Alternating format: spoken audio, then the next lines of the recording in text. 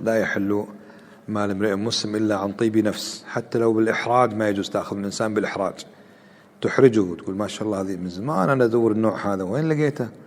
أنا عاد هذا القلم اللي يعجبني، ويعطيه من الإشارات هذه حتى يحرجه.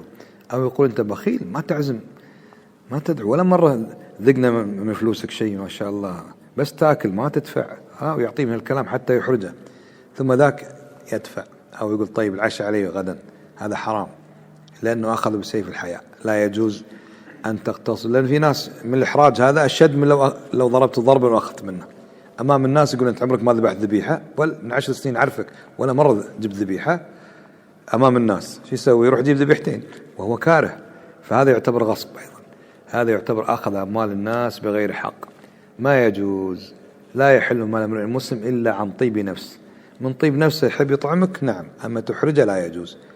فهذا الإحراج أقول في حق بعض الناس أشد من لو أخذته غصبا، يعني ضربته وأخذت منه حقه.